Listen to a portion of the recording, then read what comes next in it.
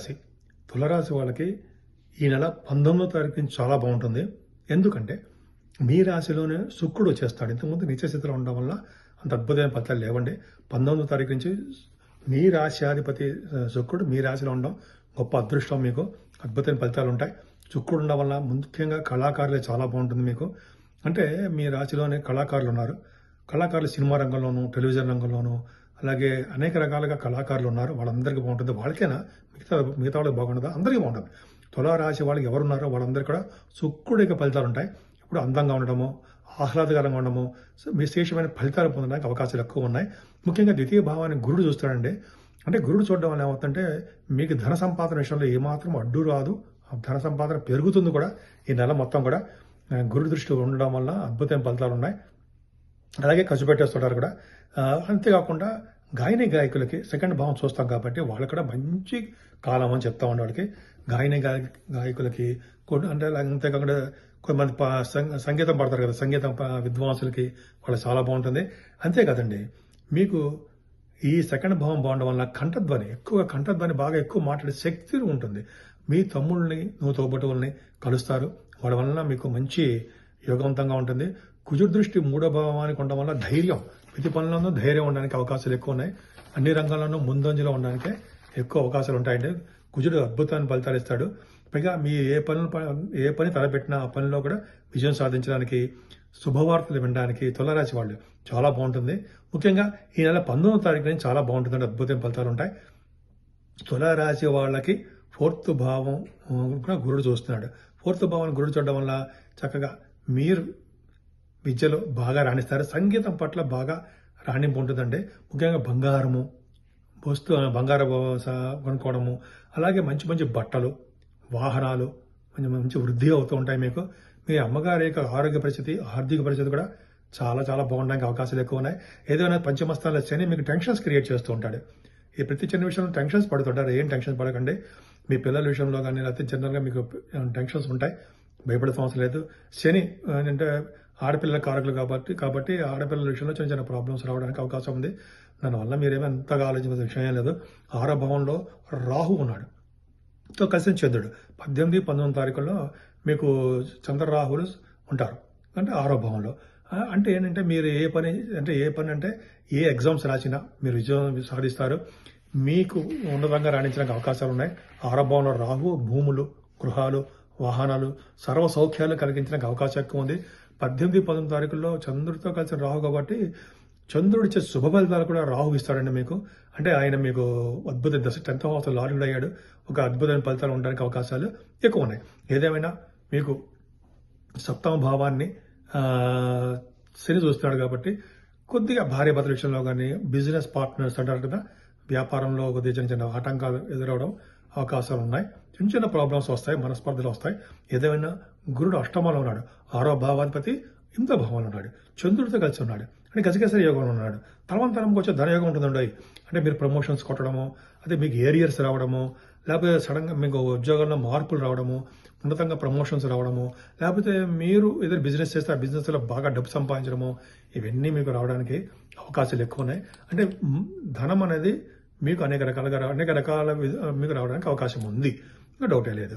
అంతేకాకుండా మీకు 9th హౌస్లో కుజుడితో కలిసేటువంటి చంద్రుడు ఫారిన్ కంట్రీస్ వెళ్తారు. ఎప్పుడైనా సరే మిథున రాశిలో కుజుడు ఉన్నాడంటే మీ జాతకాలు కూడా చూసుకోండి, విదేశాలు వెళ్ళడానికి అవకాశం ఎక్కువ ఉంది. 27, 8వ తారీఖు నుంచి 20 తారీఖు 10 వరకు కూడా కుజస్తంభన ఉంటుందండి. కుజస్తంభన అంత మంచివాడు కాదు కదా. 2nd హౌస్ లార్డ్ అండ్ సప్తమాధిపతి భాగ్యంలో ఉన్నారు. సప్తమాధిపతి భాగ్యంలో ఉన్నారంటే మీ భార్య ద్వారా మీకు మంచి అవకాశం కలిసి వస్తుంది. అలాగే డబ్బులు కలిసి వస్తాయి. విదేశాలు వెళ్తారు. సప్తమాధిపతి భాగ్యాలు ఉన్నాడంటే ఇంక చెప్పగలరు. మీ జాతకంలో కనుక అలా ఉందంటే చూసుకోండి. సప్తమాధిపతి భాగ్యాలు ఉన్నాడంటే వాడి జాతకంలో అదృష్టం ఉందని చెప్పేయచ్చు. అలాగే కుజచంద్రుల కాంబినేషన్ కూడా ఉంది ఇక్కడ. సో 25, 26 తారీఖుల్లో మంచి అదృష్టం కలగబోతుందండి. బహుశా జాక్పాట్ కాదనుకోండి. ఇక్కడ మంచి ధనయోగం కలుగుతుంది. మీరు ముఖ్యంగా చెప్పడం మర్చిపోయాను, ఈ రియల్ ఎస్టేట్ రంగం ఉంటుంది సారా, వాళ్ళకి చాలా బాగుంటుందండి. భూముల వలన వాళ్ళకి ఆదాయం ఎక్కువ ఉండవు. అదే చాలా బాగుంటుంది. అంతేకాకుండా గృహాలు, వాహనాలు మీకు కొనుక్కుంటారు. భూములు బాగా అంటే భూ సంపద బాగుంటుంది. ముఖ్యంగా రైతులకు కూడా వాళ్ళకి మంచి యోగవంతమైన కాలం అని చెప్పచ్చు. గురుచంద్ర కాంబినేషన్ చాలా బాగుంది. ఏదేమైనా దశమ స్థానం కూడా చాలా బాగుంది. అంత భయపడాల్సిన అవసరం లేదు. 10th హౌస్ లార్డ్ కూడా బాగున్నాడు. 10th హౌస్లో బుధుడున్నాడు. చక్కటి మంచి ఫలితాలు ఇస్తాడు. ఉద్యోగం ద్వారా మీరు మంచి ఫలితాలు పొందుతారు. ఏదేమైనా మీ రాశ్యానికి రవి బుధులు, మీ రాశికి రవి బుధులు లాభస్థానంలో ఉన్నారు. రవి మంచివాడు కాదు కదా, అయినప్పటికీ 5వ తారీఖు నుంచి బుధుడు ఉంటాడు. లాభాలు బాగా వస్తాయండి. రవి మీకు ఏంటంటే బాధ కూడా అవుతాడు, అయినప్పటికీ కూడా బుధుడితో కలిసి ఉన్నాడు కాబట్టి ఆ బాధ తగ్గుతుంది. యోగంలో ఉంటారు. పైగా 9th హౌస్ లార్డ్ లాభంలో ఉన్నారు. వ్యాపారాల ద్వారా ధన సంపాదన ఎక్కువ ఉంటుంది. లాభంలో ఉన్నారంటే మీ తోబట్టువులకు బాగుండము, అన్నయ్య గారికి అక్కయ్య గారికి బాగుండము, విశేషమైన ధన సంపాదన కలగడము చాలా చాలా బాగుందండి. ముఖ్యంగా బుధుడు దృష్టి అంటే బుధుడు రవితో కలిసిన బుధుడు కూడా 24వ తారీఖు ఎగ్జాల్టేషన్ వచ్చే స్థితిలో వస్తున్నాడు కదా. 9th హౌస్ లార్డ్ 12th భావం, ఫారిన్ కంట్రీస్ వెళ్తారండి మీరు, సందేహమే లేదు. కుజుడేమో భాగ్యస్థానంలో ఉండము, అంతేకాకుండా 10th హౌస్ లార్డ్ 12th భావంలో 24వ తారీఖు తర్వాత నుంచి విదేశాలు వెళ్తారు మీరు. విదేశ పర్యటన ఖచ్చితంగా ఉంటుంది, అంత డౌటే లేదు. అబ్బాయికి సన్మానాలు జరగడము అవన్నీ మీకు మంచి మంచి ఫలితాలు జరగడానికి అవకాశాలు ఎక్కువ ఉన్నాయి. అలాగే మీకు బుధుడు కేతువుతో కలిసిన బుధుడు కాబట్టి భావమూర్తుల ద్వారా, మేనమామల ద్వారా చిన్న చిన్న ప్రాబ్లమ్స్ వస్తాయి.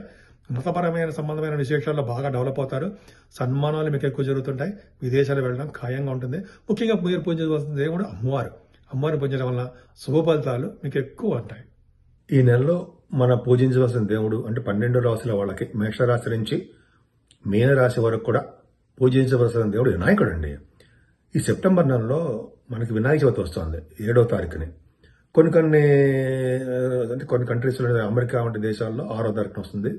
ఇండియాలో 7వ తారీఖుని శనివారం నాడు చేసుకుంటాము. వినాయకుడిని పూజించడము, ఆరాధించడము, అలాగే సమంతకమణి కథ చదివిన తర్వాత అక్షంతలు కూడా తల మీద వేసుకోవడం వలన ఆ రోజుని మీకు తెలిసిందే ఉందండి, చంద్రుని చూడడం వలన వచ్చే దోషము, నీలాపనిందలు అన్నీ తొలగిపోతాయి అని శ్రీకృష్ణ భగవానుడే మనకి ఈ కథలో కూడా చెప్పారు ఆయన. సో మనం తప్పకుండా చేద్దాము, వినాయకుడిని ఆరాధన చేసుకుందాము. అలాగే 9వ తారీఖుని స్కంద షష్ఠి, సూర్య షష్ఠి అని వస్తుందండి. అంటే సూర్య షష్ఠి అంటే సూర్య భగవానుడికి ఇష్టమైన రోజు ఆ రోజు.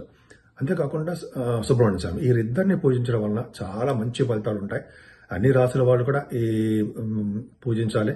ముఖ్యంగా సూర్య భగవాన్ ఆరాధన చాలా చాలా మంచిదండి. అది అద్భుతమైన ఫలితాలు మనకి తప్పకుండా ఉంటాయి అనమాట. సూర్య భగవాన్ని ఆరాధించడము, ఆ రోజు మనకి సూర్య భగవానుడికి ఆదిత్య హృదయం చేయడం వల్ల కూడా చాలా మంచి ఫలితాలు ఉంటాయి.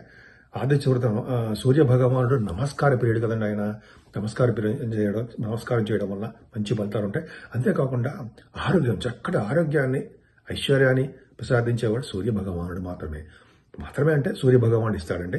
అంతేకాకుండా సుబ్రహ్మణ్య స్వామి ఆరాధన చేయడం వల్ల ఈ రోజు కూడా అంటే సుబ్రహ్మణ్య స్వామిని అలాగే సేమ్ సూర్య భగవాన్ ఆరాధన చేయడం వల్ల చాలా మంచిది. ముఖ్యంగా సుబ్రహ్మణ్య స్వామి ఆరాధన ఏంటంటే ఆయనని ఆరాధించడం వల్ల అంటే కళ్యాణం చేయించడం కానీ, లేకపోతే సుబ్రహ్మణ్య స్వామికి పూజలు చేయించడం కానీ, పుట్టలో పాలు పోయడం కానీ ఇవన్నీ ఉంటాయి కదా. అలా చేయడం వల్ల పెళ్లి కాని వాళ్ళకి పెళ్లి అవ్వడము, సంతాన భాగ్యం కలగడము, భార్యాభర్తల యొక్క అనురాగం పెరగడం మీకు తెలియదే ఉందండి.